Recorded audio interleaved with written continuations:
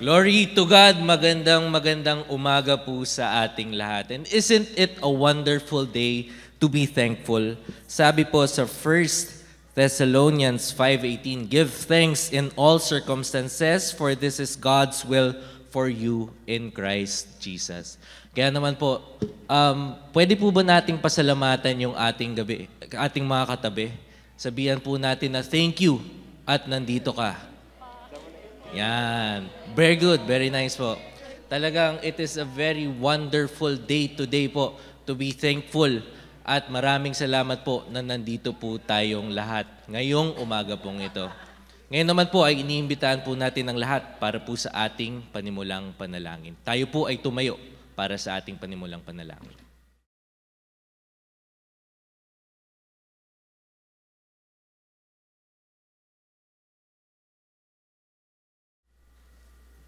Worship the Lord in the splendor of His holiness. Tremble before Him, all the earth.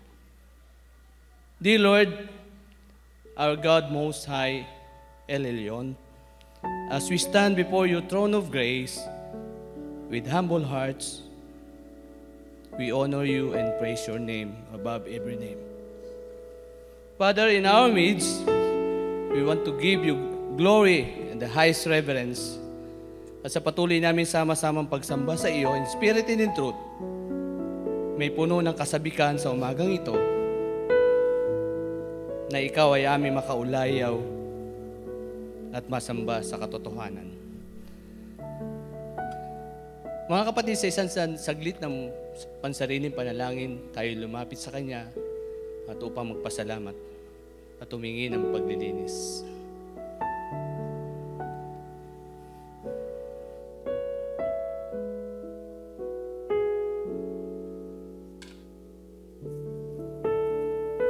Habang patuloy kami nangungusap sa iyo sa diwa ng panalangin, aming Ama, kami ay nagpapasiyasat sa iyo. Ang iyong mga anak ay nangungusap at nakikipag-iniig sa iyo sa pamamagitan ng panalangin na may buong kababaan.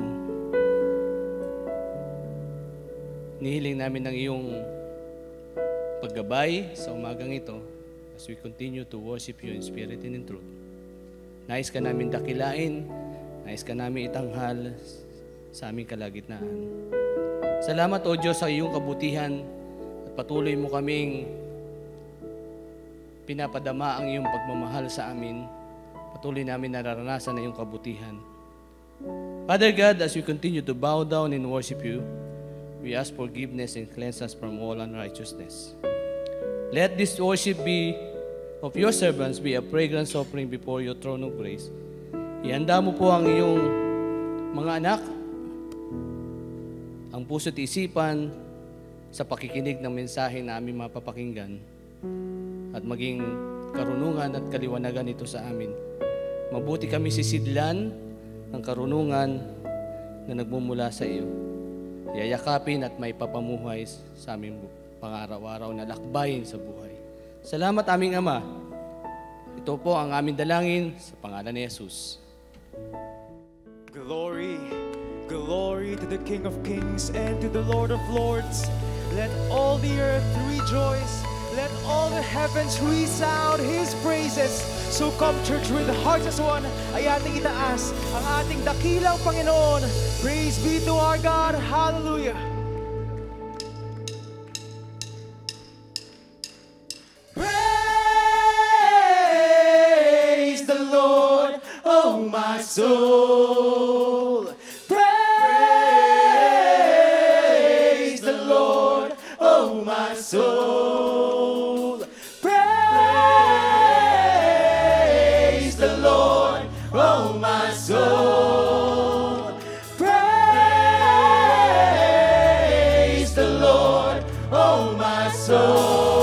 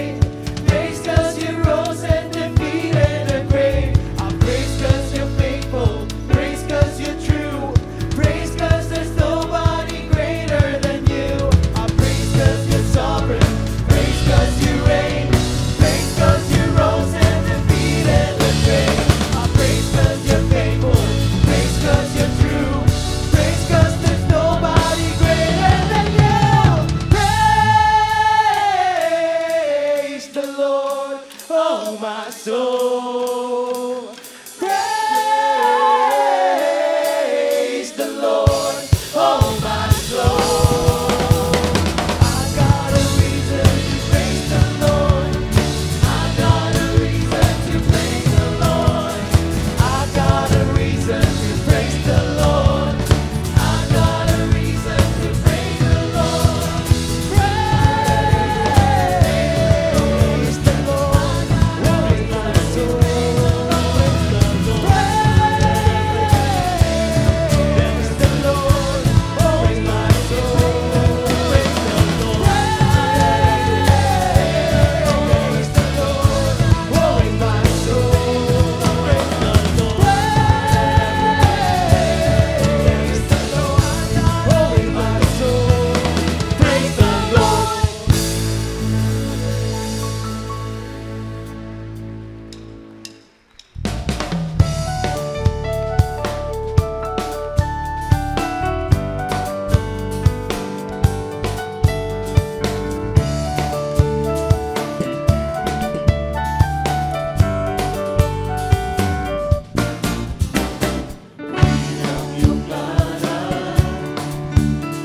Pagkat kayo'y mabuti,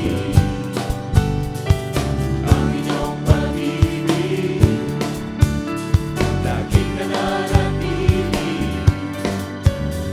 Purihin ang iyong ngalan. Pagkat kayo'y mabuti, ang inyong pag-ibig laging nananatili. Ahawin, sasayaw, luwalhati, papalakpak, sisigaw, nanangilalim, nagkumako sa piling niyo, ang kagalakan sa puso ko noon, ngayon, kailanman, Panginoon.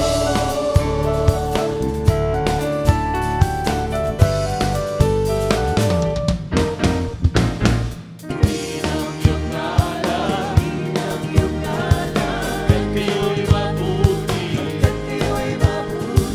ang inyong pag-ibig, laging nananatili.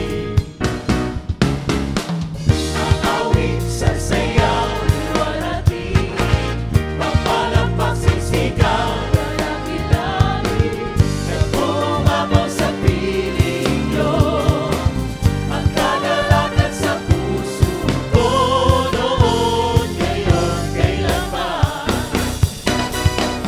Ahawin, sasayaw, luwalhati, papalakpak, sisigaw, nanangilalim, nagkumako sa piling niyo, ang kagalakan sa puso ko noon, ngayon, kailanman.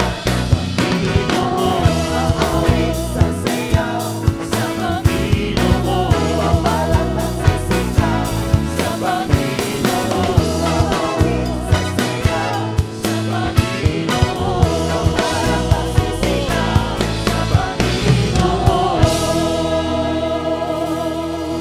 Papuri, pagsamba, pagwalhati, ang aming bati sa inyo, aming dakilang Diyos, aming Panginoon, na laging nariyan at nagmamahal sa amin.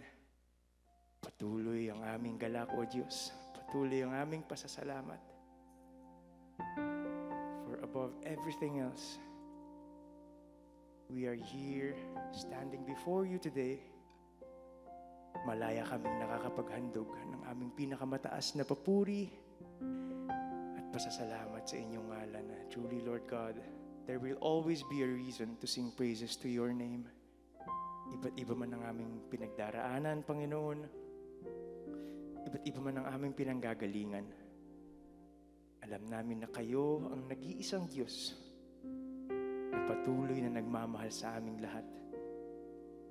Kayo ang Diyos na nagpaparamdam ng inyong yakap, ng inyong pagsama sa mga panahong nararamdaman namin kami nag-iisa. Kayo ang Diyos na lagi naming nalalapitan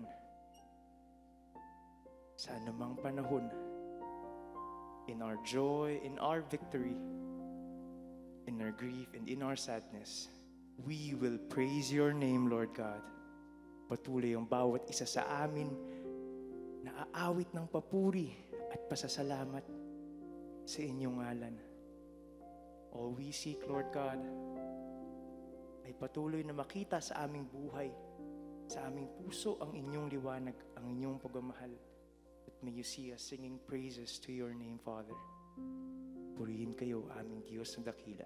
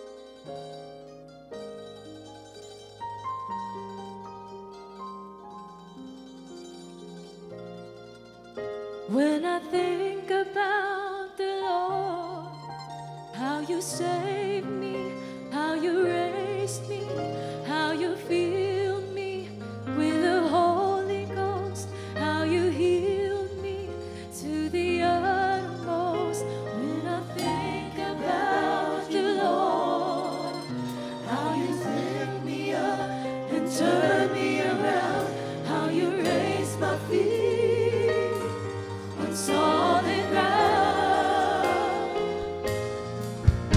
When I think about you, Lord, how you saved me, how you raised me, how you filled me with the Holy Ghost, how you healed me to the uttermost. When I think about you, Lord, how you picked me up and turned me around, how you raised my feet on solid ground. It makes me wanna shout, hallelujah, thank you, Jesus.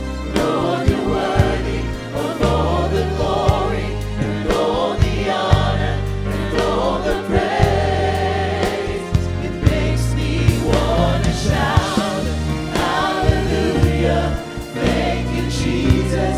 Lord, you're worthy of all the glory and all the honor and all the praise.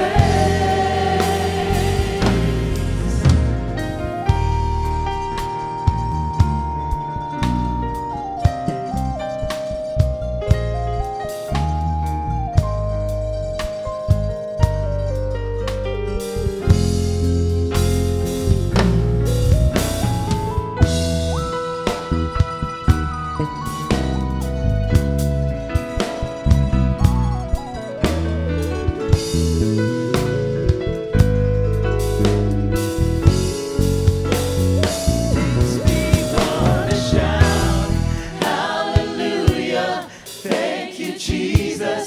Lord, you're worthy of all the glory and all the honor and all the praise.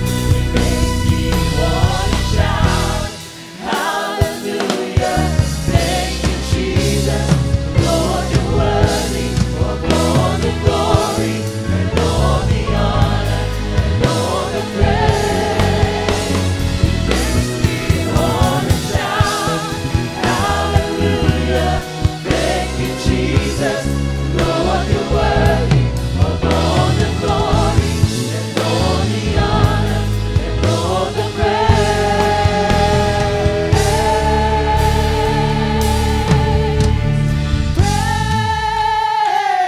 Praise the Lord, oh my soul. Praise the Lord, oh my soul. Praise the Lord, oh my soul. Praise the Lord, oh my soul. I got a reason to praise the Lord. I got a reason to praise the Lord. I got a reason to praise the Lord. I got a reason to praise the Lord. Praise the Lord, oh my soul. Praise the Lord, oh my soul. Praise the Lord. Praise the Lord, oh my soul. Praise the Lord. Praise the Lord, oh my soul. Praise the Lord. Praise, glory, and honor to you and to you alone, Father God.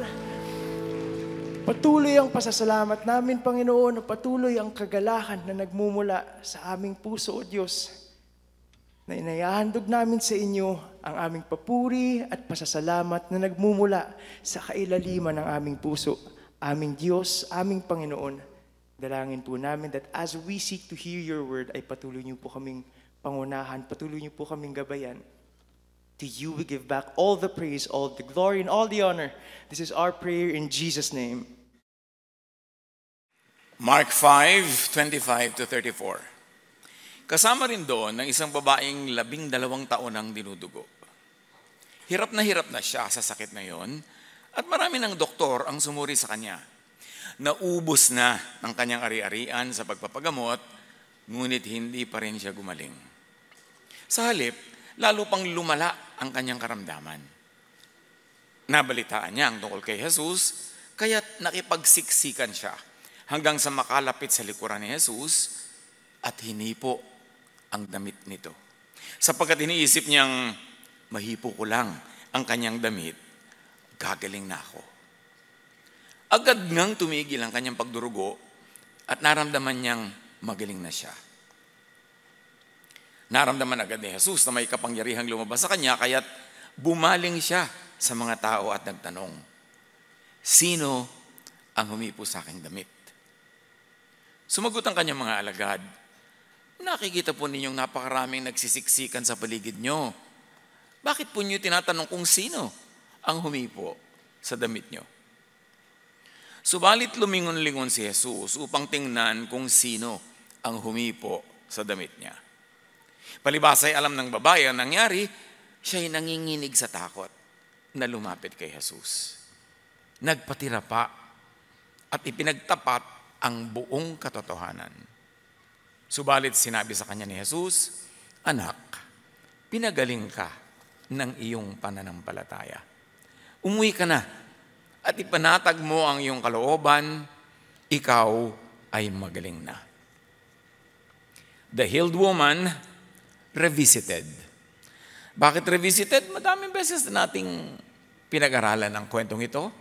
Subalit ang dalangin natin ay patuloy na magkaroon tayo ng mga bagong mga nalalaman at mga napapala sa paulit-ulit na pag-aaral. Our Father, we thank you that we can continue to review these beautiful stories that contain lots of lessons for us. Ngayon, turuan niyo po kami makakita ng mga bagong application. Magkaroon kami ng mga bagong paglalapat nito sa aming buhay at ng pakinabangan na niloloob niyong matanggap namin ay lubusan naming maunawa. Kayo ang maging tagapagsalita, be our preacher, our teacher, and healer. We ask you, Father, in the name of your Son, Jesus. Mark 5:25-34, isa-isahin nating balik-balikan at himay-himayin. And a woman was there who had been subject to bleeding for 12 years. Mahirap ang kalagayan niya, yung marami nga sa kababaihan, monthly period lang nila, hirap na hirap pa. Ito pa 12 years. 12 years na siya nagbe-bleed. She had suffered a great deal under the care of many doctors and had spent all she had, yet instead of getting better, she grew worse. Merong napaka-literal na kahulugan ng kwentong ito on the ground. Isang totoo, literal na taong babae na dinurugo, naubos ang kayamanan sa paghahanap ng lunas, pero hindi pa rin gumaling. Lumala lang. At merong ibang katotohanan nito in a spiritual realm. Say in religious terms. Marami mga tao na nauubos ang lakas, ang kayamanan, ang panahon, ang oras sa paghahanap ng lunas sa kanilang mga spiritual and emotional issues. At hinahanap nila ito sa religion, pero naubos na lang ang lahat-lahat, hindi pa rin sila gumaling, lumalala pa. Lalo na yung mga tao naghahanap ng kagamutan sa kanilang emotional troubles, sa mga imbalances in their emotional and spiritual life. Tapos, nagkataon pang sumali sa very Pharisaic, law-based and law-centered religiosity na lalo lang silang tumanggap ng pag-uusig, pangungutya, pagtanggi, pagsipa, pamumula, at pagbibigay sa kanila at pagpapataw ng sari-sari mga kaparusahan. Naubos na lang ang lahat-lahat ng lakas, time, talent, and treasure, lumalala lang ang kalagayan. Ganito rin yung nangyari sa babaeng yan. At siya ay nag-isip-isip. Nabalitaan niya si Jesus, ang kapangyarihan nito. At hindi malayong isipin natin na nabalitaan din niya kung gaano kabuti si Jesus, kung gaano siya kabait, kung gaano siya kaiba. sa mga teachers of the law and Pharisees and the priests that presided over the lives of these Israelites at that time. Alam niya na pwede siyang humipo sa damit ni Jesus. Bagamat yun ay pinagbabawal ng Jewish law. Napaka-strict ng Jewish law, especially for women who are bleeding. They are considered unclean. Hindi sila pwedeng humawak kanino man, hindi sila pwedeng mahawakan. In fact, ang inupuan lang nila ay hindi pwedeng upan ng ibang tao in the next few hours or in the next whole full day. Ganon yung ka-strict. Dinudugo ka na nga, naghihirapan ka na, restricted ka pa na maghanap ng kagalingan. Kung ito ay mangangailangan na humawak ka sa panggagalingan ng kapangyarihan. When she heard about Jesus, she came up behind him in the crowd and touched his cloak. Isang napakapangahas na ginawa ng babaeng ito na humipo siya maging sa laylayan lamang ng damit ni Jesus. Because she thought, if I just touch his clothes, I will be healed. Pansinin natin dito ang kapangyarihan ng kanyang pananalig. Sabi niya, if I just touch his clothes, I will be healed. If I get connected with him in a physical way, even through the clothes, I will be healed by his powerful love. Needless to say, the woman broke Jewish law by touching Jesus, who was sent by while she was bleeding. As it is nga, kaya hindi siya nagbi-bleed, hindi siya dapat mag-touch. Nagbi-bleed pa. Leviticus 15, 19 to 25 is very elaborate sa pag-explain ng mga hindi pwedeng gawin at ng unclean woman who is bleeding. Immediately, at dahil nabasa na natin yung buong kwento, alam natin gumaling yung babae.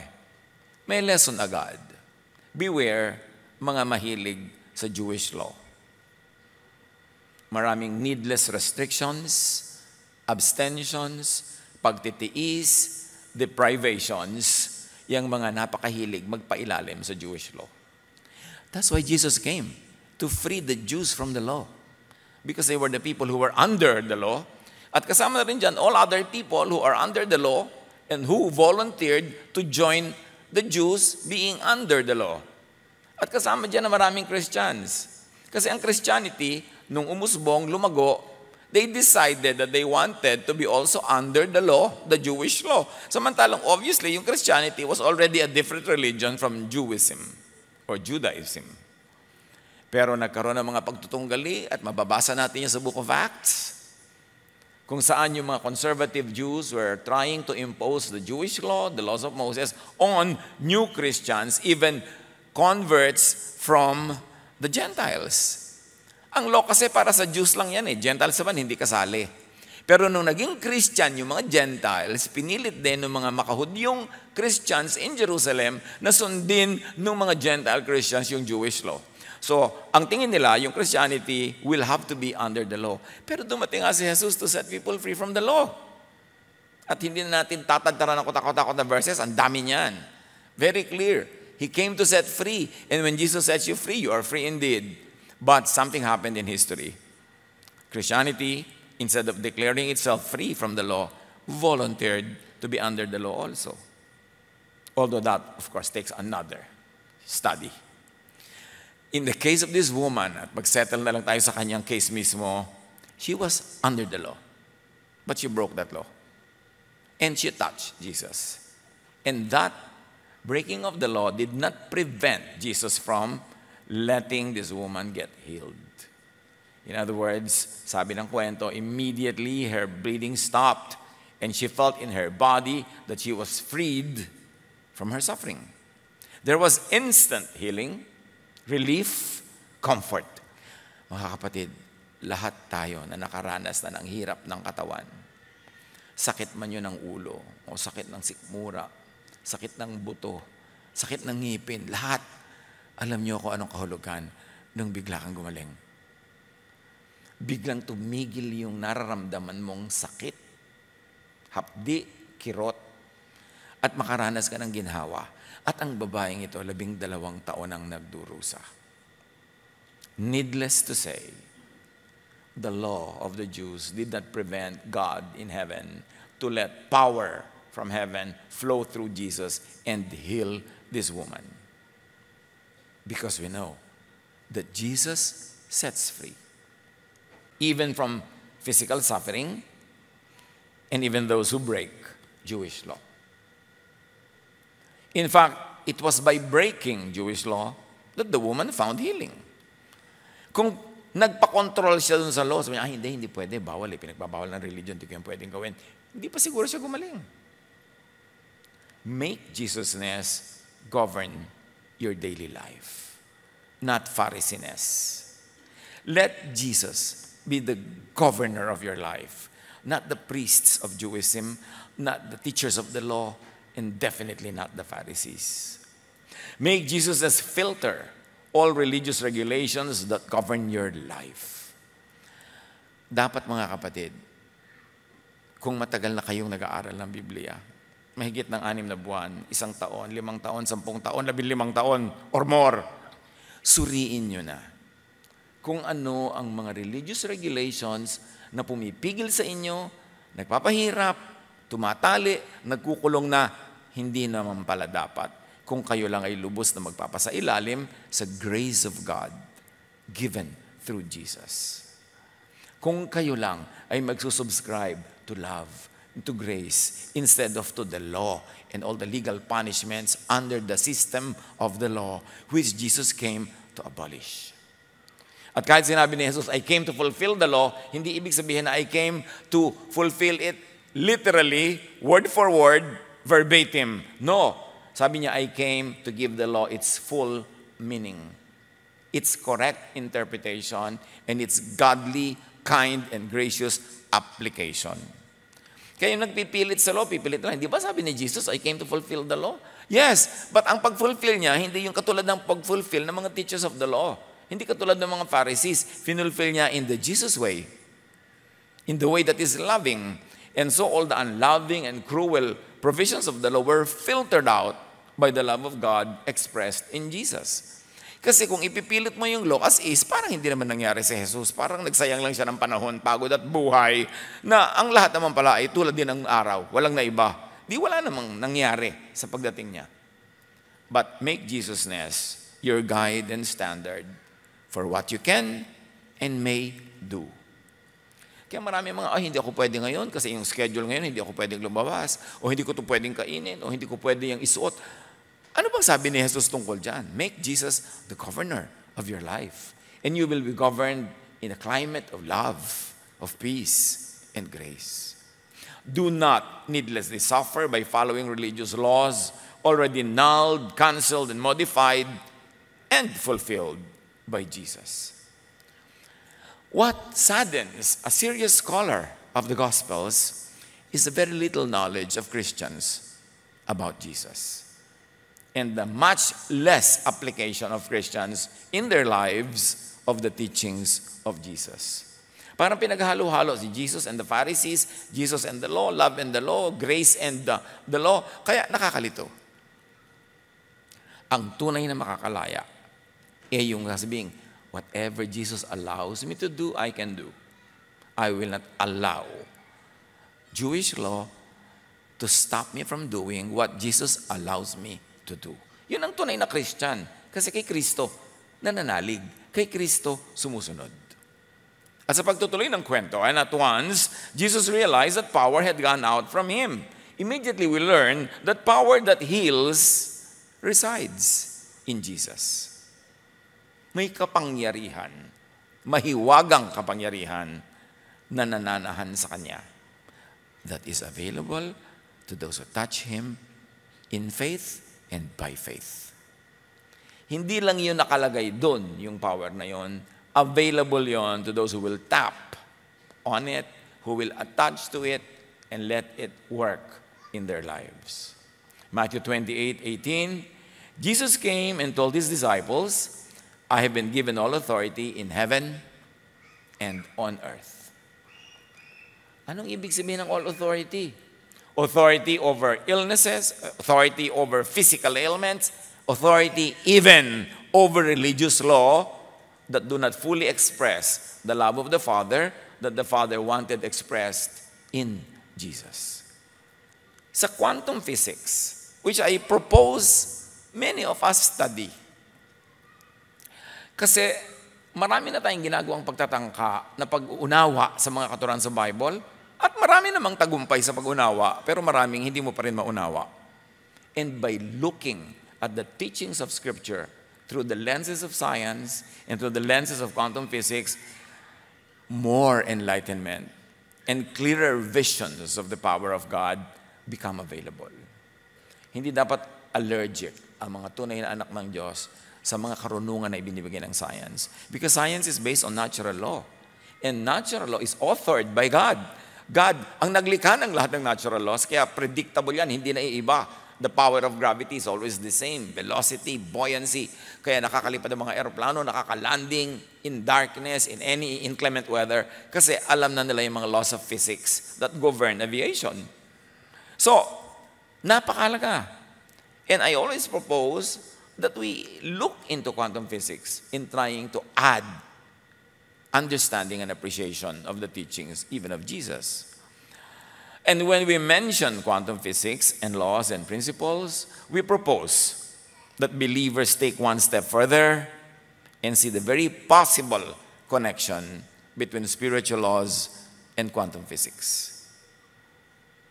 Pag sinasabi natin yan, gusto natin sanang i-encourage ang lahat na humakbang ng isa pang dagdag na hakbang at tingnan ng koneksyon ng spiritual laws na atin ang alam at pinaniniwalaan at paano natin higit na maunawaan yan when we look through the lenses of science. We suggest that those interested pursue this approach to further understand and apply biblical teachings. Yung may ayaw, edi wag. Pero yung may ibig to pursue, it's very interesting. At hindi yan nakakatakot. Marami kasi sa atin pinalaking takot sa science eh. Akala natin kontra yung science sa Diyos. But I believe that science could be God's ultimate prophet. Alam niyo mga propeta, walang ginagawa yan kundi sabihin at ipaliwanag ang mensahe ng Diyos. And science, as God's prophet, helps us understand the mechanics of how God works. Ganun lang yun. Hindi na de-deny yung existence of the divine, lalo natin nauunawa how the divine works and through the natural laws that the divine makes. Anong kinalaman yan sa pag-unawa natin? Kasi even Jesus, ang dami niyang teaching na mas ma-appreciate natin pag dinagdagan natin, nag-triangulate tayo, nilagyan natin ang additional leg yung table, mas nagiging firm, nagiging stable, na yung understanding natin, mas dagdagan pa natin ng insights. Halimbawa, sa quantum physics, sinasabi yung observation, which is measurement, prediction, and expectation. Ginawa lahat yun ng babae eh. Meron siyang expectation, gagaling siya. Meron siyang prediction, pag hinawakan niya, gagaling siya. Eh, meron siyang measurement, in-observe niya. Pinuntahan niya talaga si Jesus, tinignan niya, hinawakan niya, gumawa siya ng paraan. You have to extract information from the system to change it. And observation necessarily changes the thing being observed. If these principles of quantum physics are clear to you now, then congratulations. I'm sure that you will be able to understand Jesus more. And if not, it's a challenge for us to study some more para mas madagdagan yung appreciation natin. Now, power that heals could be received by believing, by thinking of it, and by focusing on it. At sa quantum physics, ang tawag doon, observation. Tunneling. Pag lagi mong inisip, matutupad. Because kung sinasabi ng Bible, with God, nothing is impossible, yun din ang sinasabi ng quantum physics. When you tunnel it, you can change reality. You can change the situation just by thinking of it often enough. James 5:15, kahit daw prayer, such prayer offered in faith will heal the sick, and the Lord will make you well. Yung prayer, tunneling yan sa quantum physics. Yung steadfast prayer, intense tunneling. At sabi, di ba, pag nag-pray ka, nothing is impossible when you believe. Quantum physics talks about observer effect. The intensity of observation matters. At sinasabi naman sa atin ng Scripture, dapat ang panalangin taimtim. Dapat ang pananalig malalim. dapat ang pananalig matibay. Yun din yun. The same. All possible outcomes of the system are superimposed into each other. Observation will force the system into one definite outcome. Pag maraming possibilities, halimbawa, magka-college ka pa lang, may possibility na bumagsak ka, may possibility na pumasa ka, may possibility na matapos mo yun in 7 years, may possibility na matapos mo in 3 years dahil marami kang mga ginagawang nakakapagpa-advance sa'yo. May possibility na mag-drop out ka. May possibility na biglang naging pregnant mother ka habang nag-aaral ka. Diba? May possibility na naging honor graduate ka. Lahat yan possibilities. Pero kung ano yung tutukan mo, bigyan mo ng lahat ng energy mo, lahat ng paniniwala mo, at lahat ng iyong natural and normal activities that will go to that end, mangyayari yun.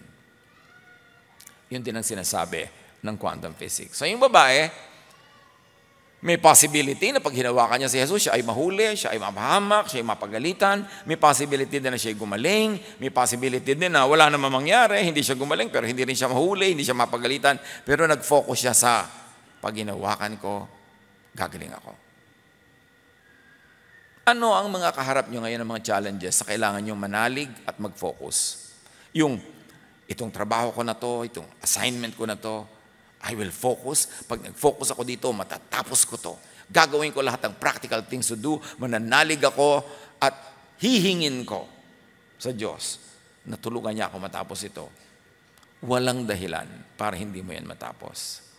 Pero kung ginagawa mo pa lang, baka hindi ko naman tumatapos, baka kulangin ako ng oras, baka ako antukin, may doubt eh. Hati ang loob. Ang hating loob, walang napapala. Kailangan solid para may mangyari. Lahat ng possibilities ay nandyan. Yun ang pagtuunan, paniwalaan, at yun ang magaganap. This is what Jesus says. This is what the Bible says. And this is what quantum physics say. Power that heals could be received by touching. In this case, Jesus. Marami pa mga instances yan. Matthew 8:3, Jesus reached out and touched him. I am willing, he said. Be healed. And instantly, the leprosy disappeared. How do you touch Jesus? Siyempre, hindi naman physically yan ngayon. But you can touch Jesus spiritually, emotionally. Mas maganda nga ngayon eh. Sabi ng iba, naku, salamat naman yung buhay yung iba nung nandyan si Jesus. Nandyan lang, nahawakan nila, nakikita nila, pwede lang sundan-sundan, puntahan. Pero actually, mas blessed ang mga tao ngayon because Jesus is available spiritually to everybody and anybody who likes to touch Him. Hindi mo na kailangan makipagsiksikan sa crowd, hindi mo kailangan magpunta sa isang definite place because Jesus is just a prayer away. But do we touch Jesus in faith? Pagka ba tayo talaga nagpe-pray, pinaniniwalaan naman natin yung prayer natin o ginagawa na lang natin kasi mechanically magandang gawin, dapat gawin. So, di bali na, mangyari man o hindi, pagpe-pray ko na rin, wala kang mapapala kung ganun ang uri ng pananalig. Dapat talaga solid. At yun ang dapat nating i-develop. How do you develop that? By practice. By believing in little things and through little things at makakapag-practice ka to be ready to believe in big things. Luke 7:14, then he walked over to the coffin and touched it. And the bearer stopped. May sakay na patay yung binubuhat na yon. Young man, he said, I tell you, get up. And the dead man returned to life and got up. In this case, hindi nag-pray yung young man na mabuhay siya. Hindi ipinag-pray ng mga nakikipaglibing na mabuhay siya. Pero si Jesus ang nagkusa at sinabi niya, get up, at nabuhay siya. Nakakonek kasi si Jesus doon sa nanay nung ililibing na ito, na sobrang kawawa. Kasi byuda, kaisa-isang anak niya, ililibing. So nakakonek ni Jesus yung kanyang puso sa babaeng itong nangangailangan. And that is what is beautiful about our relationship with Jesus. Minsan kahit hindi natin hinihiling, dahil alam niya ang ating kailangan, basta open ka to receive. Tulad nung lalaki na yun, sabi niya, get up. Kung ikaw yung lalaki, patay na po ako, huwag niyo na akong pakialaman. Paano ka nga bamangon? So pag sinabi sa'yo, gawin mo. Minsan, sinasabi sa ito, ay, mahirap naman ho yata yan, huwag na lang, sa ibang araw na lang. O malilibing ka na, hindi ka na nabuhay. Kailangan ready ka makinig. Kahit na sasabihin pa nga, yung tao na yun patay pero narinig ng spirito niya ang boses ni Jesus. Gaano karaming ulit na mga kapatid, na si Jesus pala yung tumatawag sa atin pero in-ignore natin. At gaano naman karaming beses na hindi pala si Jesus yun, akala natin siya. Tapos sumunod tayo nagkamali. That's why we have to develop that sensitive spirit. Kailangan marunong tayong makiramdam. Because even matters of prayer are very, very personal and spiritual. Pinapakiramdaman. Yun ang dapat natin ma-develop. Hindi lang yung mechanical religion. Kundi yung very spiritual na nadidinig mo, nararamdaman mo kung ano ang ipinagagawa sa'yo ni Jesus. Ngayon, of course, there was touch involved. Jesus touched this carrier, yung patungan ng patay na binubuhat. Ngayon, sa quantum physics, may tinatawag na quantum entanglement. In quantum mechanics, the observer and the system being observed become mysteriously linked, so that the results of any observation seem to be determined in part by actual choices made by the observer. Ngayon, kung para ano yan, nosebleed, i-google nyo na lang. Okay? Picturean nyo yung screen, hanapin nyo uli, balik-balikan. Hindi naman talaga madaling maintindihan to sa isang reading lang eh. But what I try to do now is to not really make everyone understand this, dahil sinisikap ko pa rin namang unawain yan. Kundi, make everyone know na may ganyan sa mundo na pwedeng pag-aralan, na pwedeng i-pursue.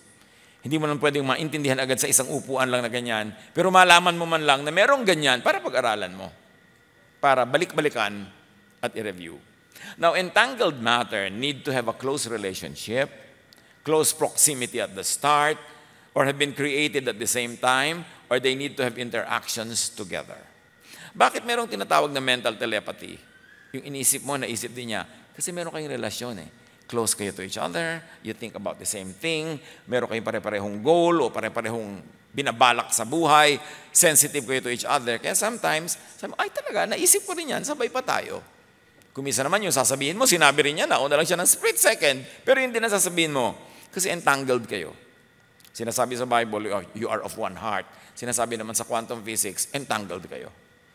Kaya merong mga asawa na ang sundalo, ang kanilang husband, biglang nalagay sa panganib sa isang malayong lugar. Ito namang asawa dito sa nananahimik sa bahay, nararamdaman niya, napapanaginipan niya, o bigla-bigla na lang na dumadapo sa kanyang isipan. Yung pala, ganun talaga yung nangyayari sa mahal niya sa buhay. At that time, the Bible has a lot of stories that display that, and quantum physics tells that entanglement ang tawag doon. Any measurement performed on one system is instantaneously influencing other systems entangled with it. Kaya ito, power had gone out of Jesus into the man. Kasi meron silang entanglement. Kung ano yung need ng woman, yun naman ang kayang ibigay ni Jesus, lumipat sa kanya. Kasi may connection sila. Ano yung connection? The woman's faith. That if you have that faith in Jesus, you get connected, and that connected becomes the bridge through which whatever power you need from Jesus flows into you. Kailangan merong entanglement. May pananalig. Merong relasyon. Personal. So matapos nangyari yun, he turned around in the crowd and asked, "Who touched my clothes?" You see the people crowding against you, his disciples answered, and yet you can ask, "Who touched me?" Nagtataka naman sila, bakit mo nga naman itinatanong ang ganyang mga bagay? But Jesus kept looking around to see who had done it to him.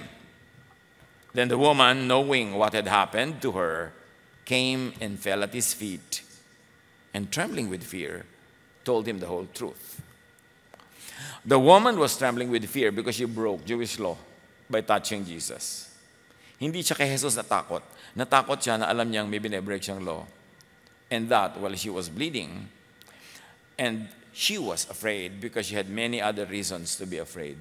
Naturuan na ng lipunan, ng buhay ang babaeng ito to live in fear. Marami siguro nagsasabi sa kanya, siguro binibleed ka kasi makasalanan ka, yung siya pa yung sinisisi. Maraming ganyang tao nahihirapan ka na nga sa buhay, ikaw pa yung sisisihin. Dahil iniisip nila, kasalanan yan, kaya kami sakit. Kung saan ang gagaling yung mentality na ganun, no, na kailangan ikaw may kasalanan dahil may sakit ka. That's un-Jesus. And Jesus, without asking the woman, without even requiring her of anything, hinayaan niyang gumaling yung babae. But she was healed in spite of her breaking the law. She was healed as she broke the Jewish law. Bakit natin to idinidiin, mga kapatid? Kasi ang daming healing na dapat ay nararamdaman natin, natatanggap natin, pero pinipigil nating dumating yung healing, yung blessing, because we are restricted by religious belief. Mabuti sana kung yung religious belief ay galing kay Jesus. Kung galing kung saan-saan, kung kani-kanino, tapos nakakapigil sa'yo para yung pagkapangyarihan ng Ama galing sa langit, dadaan kay Jesus, makarating sa'yo, dapat mag-review ng ating mga religious beliefs. Hindi lahat ng pinaniniwalaan natin to be a religious law, law ng Diyos. Ang dami-daming imbento ng tao. Passing it on to others as from God para magkaroon ng authority, pero hindi pala. Kaya mahalaga yung Jesus filter. Dumating si Jesus para ituwid ang maraming liko, liwanagan ang maraming madilim, itama ang maraming mali, pabaitin ang maraming malulupit na katuruan ng relihiyon. Kaya galit na galit sa kanya yung mga malulupit na relihiyoso sa kanilang panahon. Kasi pinapalaya niya yung mga tao, pinapaluwag niya yung buhay. Jewish law was harsh, especially to women, and especially to bleeding women. Jewish law was harsh even to people who do not break spiritual laws, but only go through natural body processes such as menstruating or prolonged bleeding. Marami naman silang hindi naiintindihan nung araw lalo na yung mga biological processes of the human body, and they demonize the natural processes of the human body, which was designed by God. Di ba? We are fearfully and wonderfully made. Ginawa tayo ng Diyos at binigyan tayo ng mga biological processes, ng biological functions. Tapos marami doon dinidemonize ng religion. So dapat mong i-compare yung demonization of religion with scientific truth because God is the author of scientific truth. Kaya mamimili ka ngayon, ano bang mamasamain mo? Bakit mo minamasama mga bagay na napaka-natural kung i-consider mo how the human body was designed by God? Para hindi ka nagkakaroon ng napakaraming needless restrictions, dusa ka ng dusa, akala mo natutuwa ang Diyos, hindi naman pala. Kaya kailangang suriin ang lahat ng yan. Tulad ng paghawak ng babae kay Jesus at sa damit ni Jesus, hindi natin alam kung sobrang niyang pinakasuri-suri, pero ang alam niya, may sakit ako, kailangan kong gumaling. At naniniwala ako, pag hinawakan ko yung damit niya, gagaling ako. Anong religious law ang ihaharang mo sa akin, nagdurusa ako? At inuna talaga ni Jesus yung ikabubuti ng babaeng ito. Time and place-specific Jewish culture and tribal values had been carved in stone and vested with universal power. Israel was a tribe. There are thousands of years in the development of their nation. So mayroong mga period na sila yung mga families, and then tribes, and then regions, and then nation. And each of those periods in their history required unique laws that promoted social order, security, and promoted the interest of their tribe or nation. Pero marami doon, over time, naiiba-iba rin. Hindi naman yung certain law nila ganitong panahon, lahat hanggang ngayon, ganun pa rin eh. Kahit sa Israel, iba na mga law ngayon kaysa noon. Kahit nga mga bansa, di ba, nagkakaroon ng mga constitutional convention. Kasi yung mga dating yun ang dapat law, kailangan na ngayon may mga present realities that are no longer served by the previous law, so that the laws had to be amended, they had to be changed. Hindi naman universal yung mga yan lalo yung mga legal laws. Hindi naman sila moral laws. Ang dami doon, iniba na ni Jesus para makalaya yung mga tao. Tapos ngayon, ang nangyari, itinuloy pa ng maraming Christians yung mga Jewish laws into Christian churches. That this is to be filtered to set people free because that was the work of Jesus. Non-Jews or Gentile Christians even placed themselves under the Jewish law, which was abolished by Jesus even for the Jews. Needless restrictions, limitations, discomfort, and suffering, yan tuloy ang napala ng maraming tao. Di ba ang pangako ni Jesus, rest? Kasi alam niya, pagod yung mga tao sa kanilang mga religious regulations. Ang ibinigay niya, peace, kasi alam niya, ang daming gulo, awayan ng awayan, dahil sa bakbakan, dahil sa mga doktrina na yan. Kaya sabi niya, let my peace rule. I'm going to give you rest. I'm going to give you easy loads, hindi heavy. Dapat yun i-operationalize. So itatanong mo, easy ba to? Nakakapagpahinga ba to? Natatahimik ba ako dito o hindi? Then magduda ka pagka hindi ume-epekto yung love and grace and rest na gusto ni Jesus para sa'yo. Baka mamaya sumusunod ka sa mga laws na canceled na pala. O kaya minodify na niya, pinabait na niya yung application. Jesus came to save people from the law. Never ever forget that. Do not needlessly volunteer to put yourself under the law, especially if it would disadvantage you, if it would make life harder, if it would make pain even more unbearable. Romans 6:14, you no longer live under the requirements of the law. Instead, you live under the freedom of God's grace. So may freedom ba ako na pahabain yung buhok ko, paiksiin, o itali, o ibuhaghag?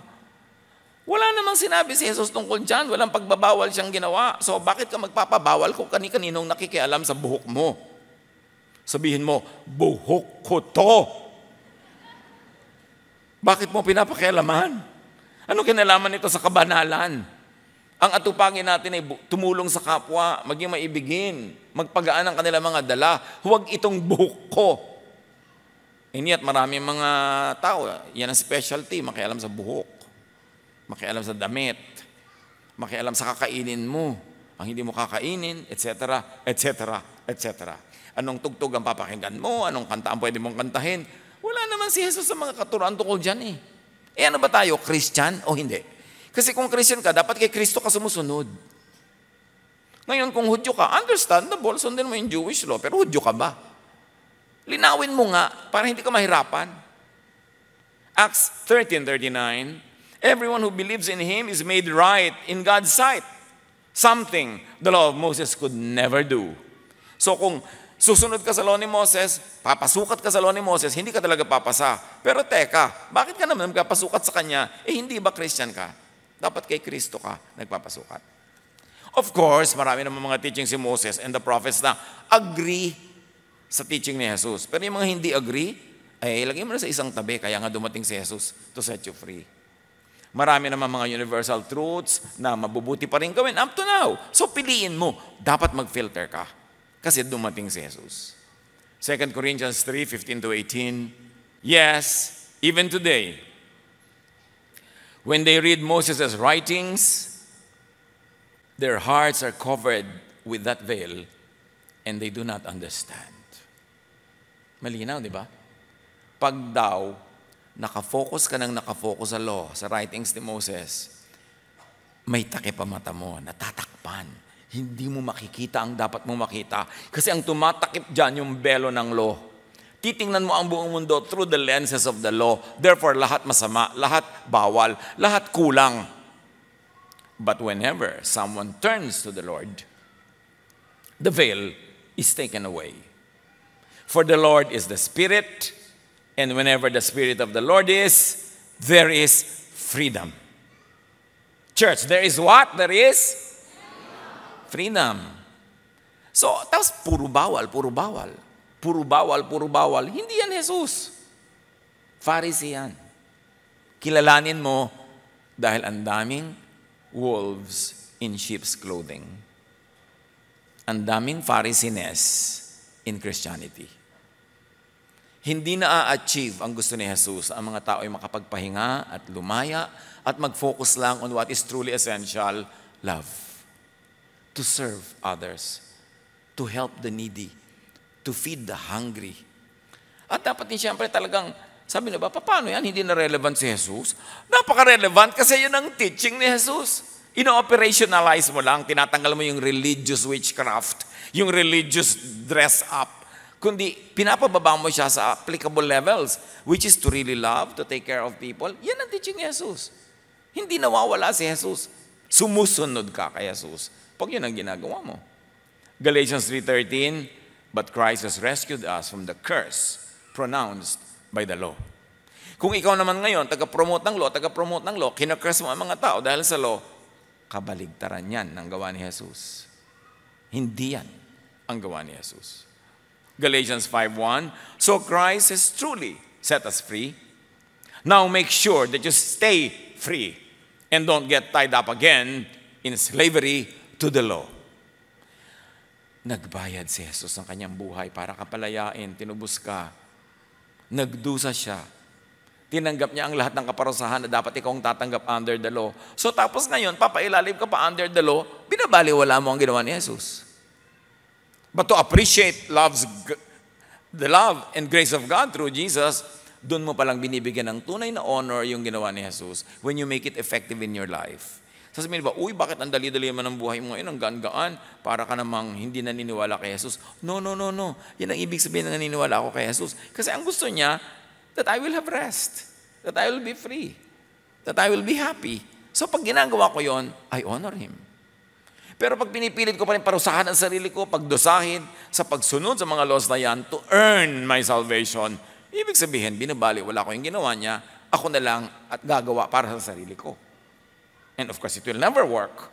Kaya nga si Jesus, kinailangan gawin yun para sa atin. Ephesians 2:14-15, Christ gave His own body to destroy the law of Moses with all its rules and commands.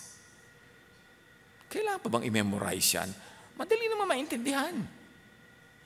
Christ died to destroy the effect of the law on us. Dapat lang natin ngayon yun tanggapin, ipagpasalamat, at ipamuhay. Jesus came to save especially women and the weak from much oppression. Luke 8:1-3, Jesus took His 12 disciples with Him, along with some women who had been cured of evil spirits and diseases.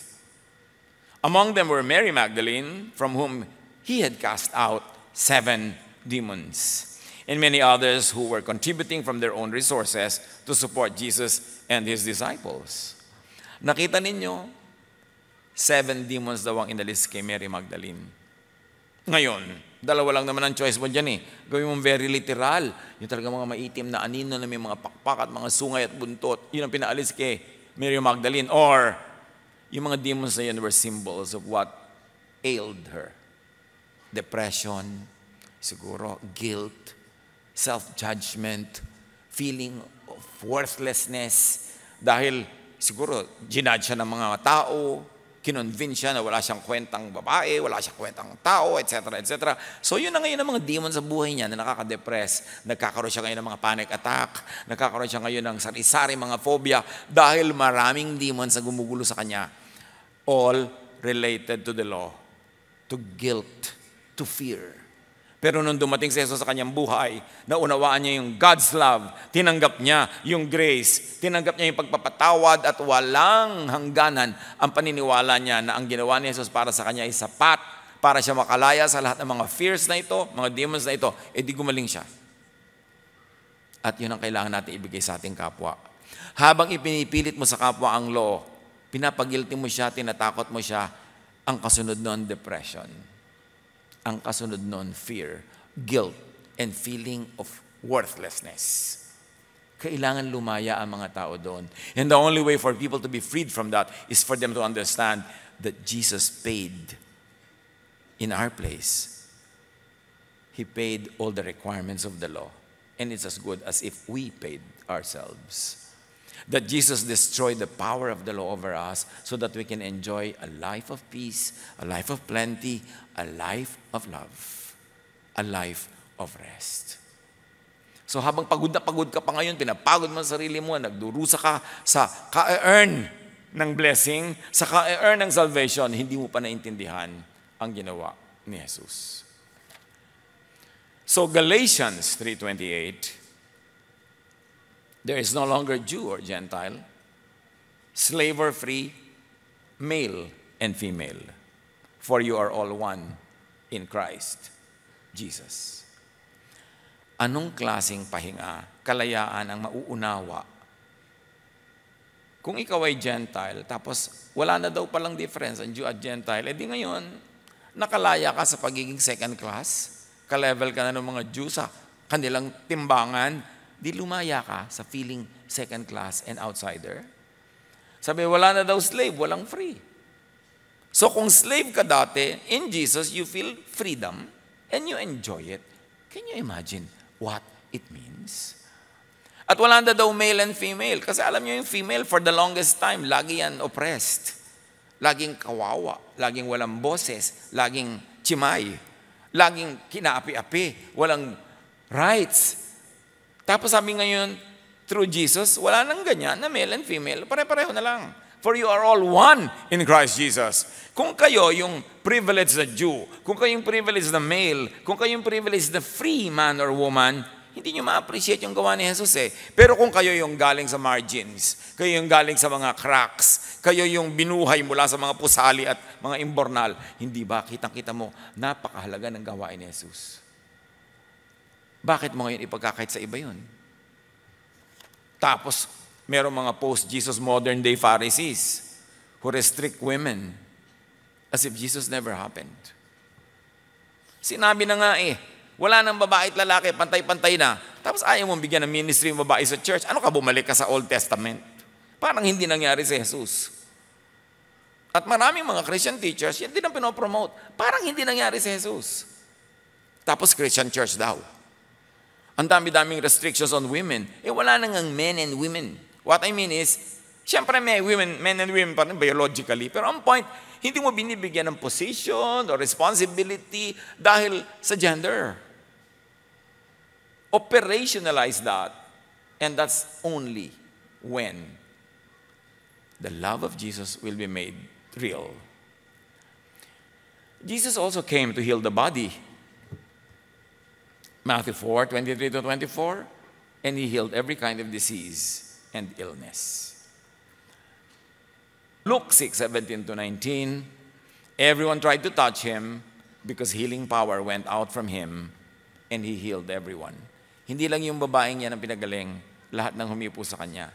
At ngayon, mga kapatid, pwede nating hipuin si Jesus in a spiritual way.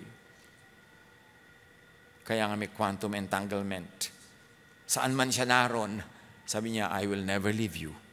I will never forsake you. We are forever entangled in a quantum way. We are one in spirit. Pag gusto niyong spiritual yung approach. Now, Jesus came to heal the soul, the spirit, not only the body. The law could make so many people sick emotionally and spiritually. Kaya alam niyo ba, and these are facts, statistics, ang dami-daming religious that need psychiatry or the ministrations of psychiatrists. Kasi mas religious ka, especially if under the law, ang dami mong kailangan pagsisikil ng damdamin, pagtitimpi, pagpipigil, pagkukunwari, nakaka-depression. Yung hindi mo na-express yung talagang nadarama mo kasi pinipigil ka ng relihiyon because religion requires you to act this way, to say this way, and blah, blah, blah. So, ang daming depressed na religious. Mas maraming depressed na religious kaysa sana hindi mga religious. Kasi nga, puro pagpipigil, puro pagkukunwari. Konting-konti lang naman ang talagang tunay na ipinagbabawal ng Ama through Jesus. Napakakonti. And that one of that is to be unloving.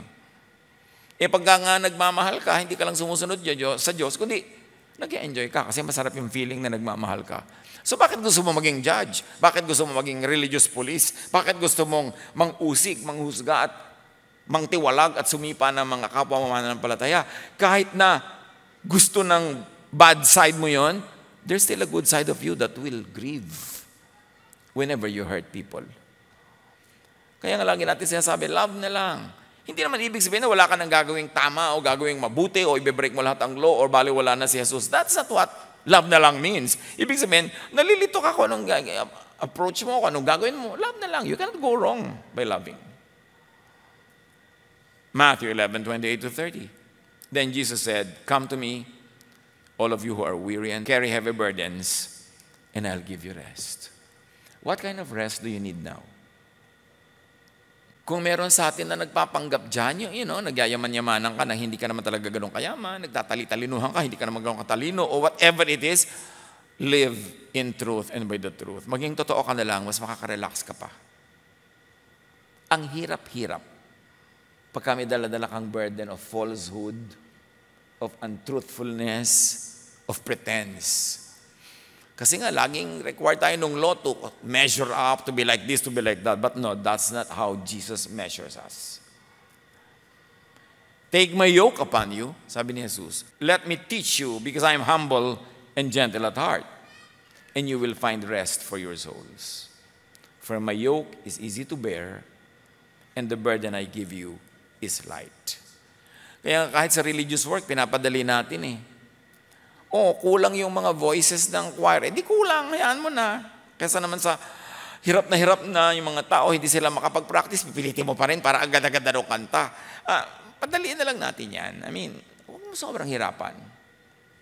Absent po yung teacher namin sa Sunday school. Ngayon lang naman umabsent. Talaga, ayaw nyo nang pa-absentin. Hayaan mo na, mag-pray na lang kayo dyan, mag-self-reading na lang kayo. Mag-tiktak-to kaya kayo. Pwede naman. Hindi naman matatagal yung kaligtasan nyo kung isang Sunday na yung Sunday school nyo, iba yung ginawa nyo. Pero palayain nyo naman yung teacher kung minsan gusto naman niya siyempre mag-picnic. Empleyada siya, nagtatrabaho Monday to Friday, up to Saturday pa nga, linggo na lang free. So, can't we just make life a little bit easier? Kailangan ba talagang performance level lagi ang relihiyon? Hindi ba pwedeng relax? Let's just be ourselves and enjoy whatever could be enjoyed in the present situation. Ganon si Jesus eh. Ang dami-daming taong pumupunta sa kanila. Nagpapapray, humihingi ng kagalingan, etc., etc. Pagod na pagod yung mga disciples. Sabi ni Jesus, "Shh, kayo. Punta tayo sa quiet place para kayo makapahinga at makakain." Si Jesus pa yung sabi, halika muna, takas muna kayo dyan. Naku, kung mga Pharisees yan, hindi, mamatay ka, sumuka ka ng dugo dyan, mga yayat ka, maging kalansay ka, but serve. Hindi ganun si Jesus. Mga kapatid, take it easy. Make it easy on yourselves. Relax. Wala na tayong kayang idagdag na malaki sa ganda ng mundong ibinigay sa atin ng Diyos, kundi maging labing na lang tayo. Huwag niyong gawing poon ang relihiyon. Si Jesus, yes, pero hindi yung religion. Minsan may hindi maka-attend ng church kasi ganito lang yung damit niya. Dumating ka dito, huwag ka lang hubot-hubad. Diba? Yung, meron pa, nung pa, sasalubugin sila ng mga medyo mahihigpit na senior members. Bakit ganyan ang suot mo? Nag-church ka, ganyan. Totoo yan, ha? Tapos sasabihin nyo ito, ate, buong buhay po sa aking karukhaan, pinangarap ko makapagsuot nito. At ngayon, may suot-suot na ako. Bakit yoko ginaganyan? Diba? So isuot mo. Diba? Basta hindi ka lang nakakagulo sa kapwa. Dapat kasi gaanan eh. Because Jesus came to give rest. Now, John 7:37, Jesus stood and shouted to the crowds, "Anyone who is thirsty may come to me." Bakit lagi si Jesus na mayroong teaching about thirst? It's an allusion to Israel's thirst in the desert while following Moses in the Exodus. Lagi silang gutom. Kaya si Jesus sabi niya, "Come to me, I will feed you. Feed my lambs, feed my flock." Lagi silang uhaw. Kaya si Jesus, "I am the living water, come to me." Kung ano yung mga need nila, reality nila, na lagi silang needy, yun ang sinosolve ni Jesus. Kasi sila, di ba, ang tagal-tagal nila sa desert, laging gutom, laging uhaw. Giniginaw pag winter, init na init pag summer. Well, Jesus is the real promised land. Kasi kay Jesus yung rest, kay Jesus yung living water, kay Jesus yung food, siya yung bread of life, siya yung shelter, siya yung good shepherd, siya yung ipinapangako ng Matthew 11:28-30. He said to her, balik tayo doon sa babaeng pinagaling, "Daughter, your faith has healed you. Go in peace and be freed from your suffering." Jesus did not rebuke or scold or punish the woman who broke the law in search of healing. Sabi nga ni Jesus, Sabbath was made for man, not man for the Sabbath. Religion was made for man's sake. Hindi yung tao ang spare parts lang ng machinery ng religion. The need of people is paramount. And Jesus gives people comfort, provisions, and healing. In spite of the law, in spite of them breaking Jewish law and traditions. Alam niyo doon sa tabernacle, may mga bread dyan na pagkain lang niya nando sa altar para lang sa mga priest. Pero nung nagutom si David, pinasok niya yun at kinain niya yun at pinakain niya sa mga tauhan niya. At binanggit yun ni Jesus. Matthew 12:3-8. Jesus said to them, "Haven't you read in the scriptures what David did when he and his companions were hungry? He went into the house of God, and he and his companions broke the law by eating the sacred loaves of bread that only the priests were allowed to eat. I want you to show mercy, not offer sacrifices." Sabi ni Jesus, kinain nila yung tinapay, gutom sila. They broke the law. Hindi pinagalitan ni Jesus. In fact, the context, ang pagbanggit niya, ay sinasabi niyang, mahalaga sa Ama, sa langit, ang inyong mga pangangailangan, more than religious laws. Mas gusto ko, magbigayan kayo sa isa ng habag. Hindi yung atupagin nyo religious sacrifices. Ang atupagin nyo, magmahalan kayo, magtulungan kayo, tugunan nyo ang pangangailangan ng kapwa. Hindi yung wala ka ng kapera-pera, ayaw pang tigilan ng church ka nang kahihingi sa'yo.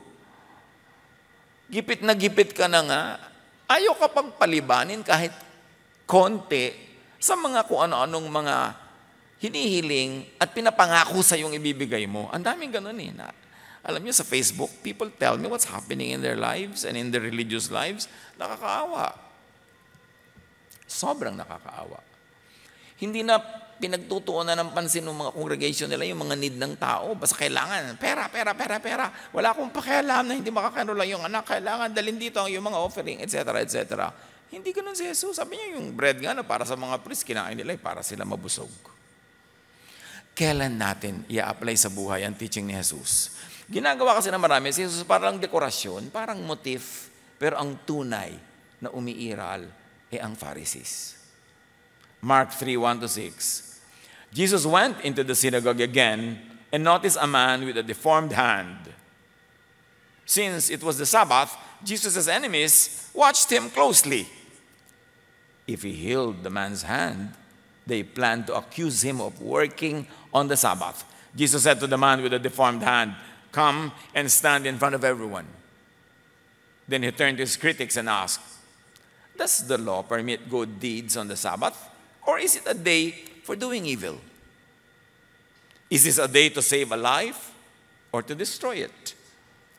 But they wouldn't answer him. He looked around them angrily and was deeply saddened by their hard hearts. Eto na yung tao nangangailangan na ng kagalingan. Pagagalingin ko ba yan o wag kasi Sabat ngayon? Inaabangan siya ng mga Pharisees, ng mga teachers of the law, ng religious leaders na manggaling nga, magpagaling at gagawan niya sila ng masama. Dahil nagpagaling siya, Sabat yon. Sa Pharisees, man was made for the Sabbath and for the law. Kaya Jesus sabi niya, the Sabbath was made for man. Ibinigay yan para ipahinga nyo, pero kung ayaw nyo ipahinga, di bahala kayo. Para sa inyo yan. So kung may iba kayong paraan na gusto nyo ma-enjoy yung Sabbath nyo, di gawin nyo. Ako, gusto kong manghil dahil Sabbath. At siyempre, yung pasyente gusto niyang mahil. Kahit pa nga Sabbath, alang mambukas pa. So bakit hindi natin gawin? Ginagay ang mga yan, yung mga laws na yan, sa ikabubuti nyo, hindi para maging amo. And he healed the man. Ganyan din ang mga modern day Pharisees ngayon. Ang ipipilit nila yung legalism. Kahit magiging insensitive and unkind to human need.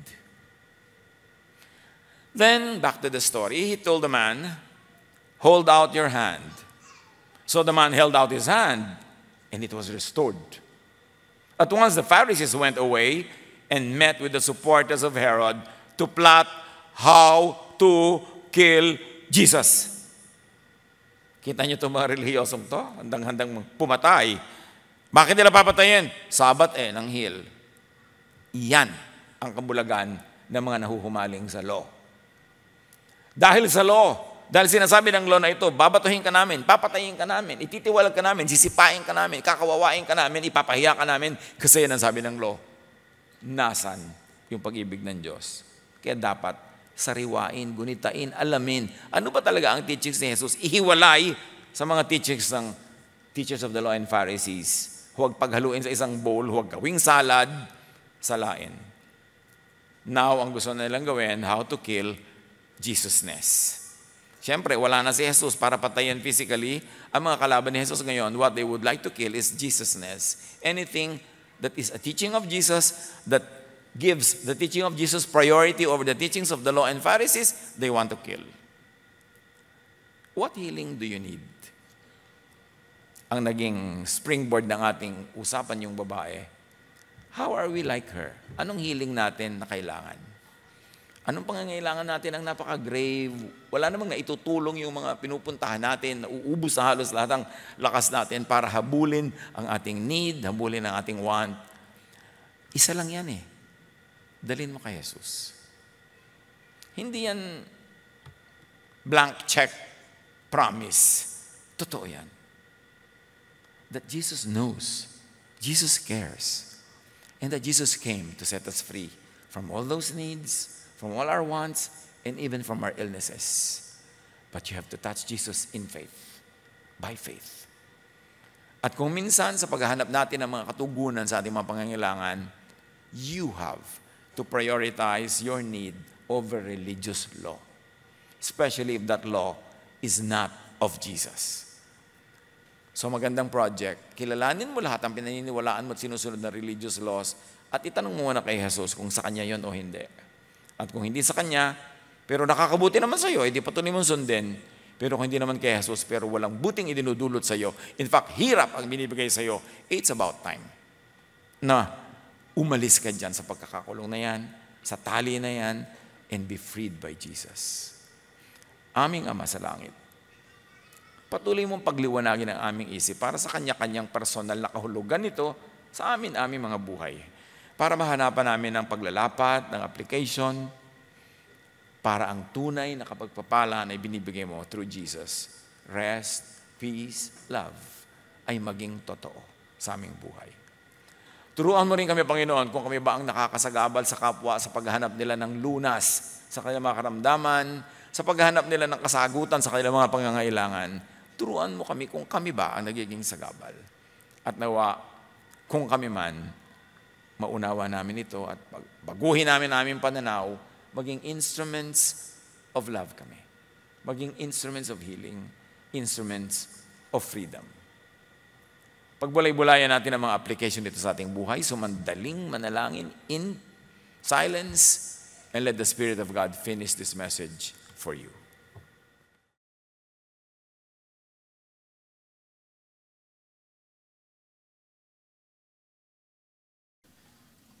Aming Diyos, aming Ama sa langit, maraming salamat po sa mensahe na aming natanggap today. Father God, reveal to us the true message po of being the healed woman. Father, give us the strength to have faith in you, na kahit mahawakan lang po namin ang robe ninyo, we will be healed. We will be healed not only physically, Lord, but also financially, oh God, emotionally, Lord, spiritually. We will proclaim that through our faith, Lord God, through our faith, we are with you. And Father, today, we are here to worship you, Lord, and to understand that through our faith alone, we will be healed. Father, throughout the week, binless niyo po kami through our company, through the food that we ate, at sa munting pagising lang po sa umaga at pagbangon. Binless niyo po kami. Kaya Father God, binabalik po namin sa inyo ang mga blessings po na ito. These blessings are not ours, Lord, but sa inyo po talaga nanggaling ito. Nawa po ang aming tithes and offerings ay maging mabangong samyo po sa inyo. We offer them at your feet, Lord God. May you use this, Lord God, to bless other people more and more and remind us, O God, that being the blessing is the best blessing of them all. Father, we thank you for each and every moment in our lives that we are blessed to be a blessing. We offer all of this to you. In Jesus' name we pray.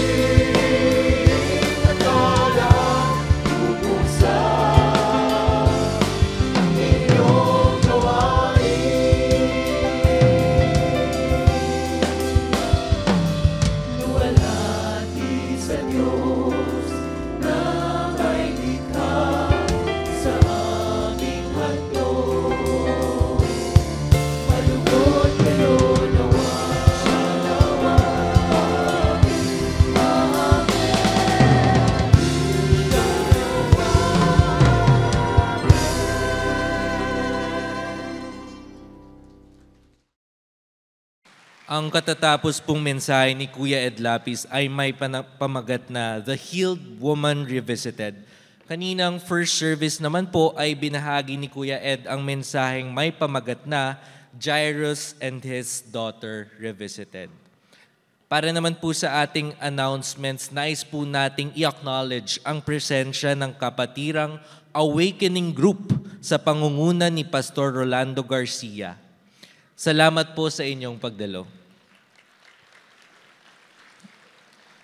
Tayo po ay magsama-sama muli dito sa Grand Bulwagan ng Panginoon one Sunday every month. Sa iba pong mga linggo at maging sa ibang mga araw, tayo po ay inaanyayahan dumalo sa ating mga mini Bulwagan worship gatherings. Para sa mga detalye, maaari po nating bisitahin ang mga mini Bulwagan tables sa atin pong paglabas. Ngayon po ay let's join a day-by-day sambahay, a weekly gathering in a home for small group Jesus study and fellowship. Sumali din po sa ating online Jesus studies, kaliwanagan, adult Bible classes at peer groups. Para sa mga detalye, bisitahin natin ang ating sambahay at education ministry tables sa lobby. Sa darating po na December 10, magkakaroon naman po tayo ng bloodletting dito po sa Bulwagan ng Panginoon, PICC. Pangungunahan tayo ng Philippine Red Cross at welcome po ang lahat ng nais mag-donate ng kanilang blood. Magkita-kita po tayo muli sa ating Jesus Celebration December 10, 2023 dito sa Bulwagan ng Panginoon, PICC. At para sa mga balitang day by day, panoorin po natin ito.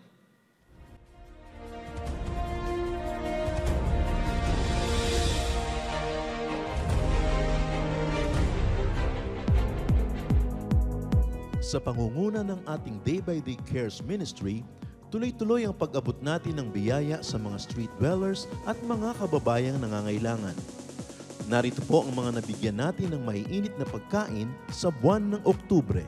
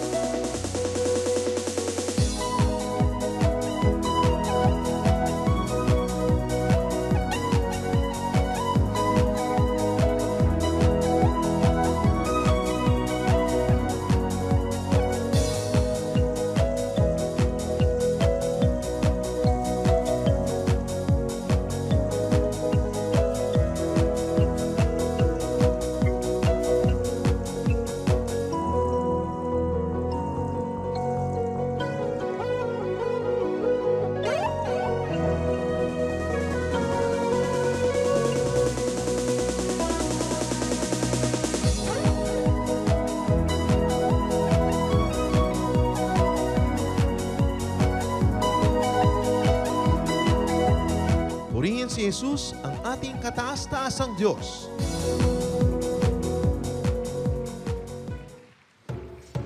Sa paanyaya ng Philippine Embassy sa Pretoria, South Africa,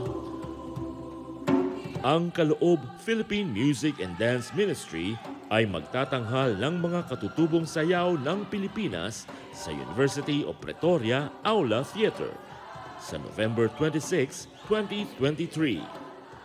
Magkakaroon din ng seminar at workshop on Philippine music and dance sa pakikipag-ugnayan ng mga pangunahing cultural institutions sa Pretoria. Ngayong 2023 ay ipinagdiriwang ang ika-30 anibersaryo ng diplomatic relations ng Pilipinas at South Africa. At hinirang ng ating pamahalaan ang Kaloob bilang kinatawan at Ambassador of Goodwill ng Pilipinas sa mahalagang okasyong ito. Ngayong pong November 5, mamayang 3 p.m. ay itatanghal ang Kaloob sa South Africa. Pre-departure performance dito sa Bulwagan ng Panginoon PICC Reception Hall. Ang lahat ay inaanyayahang dumalo, manood at sumamang italaga at ipanalangin ang misyong ito ng Kaloob. Entrance is free. Mabuhay ang pagkakaibigan ng Pilipinas at ng South Africa.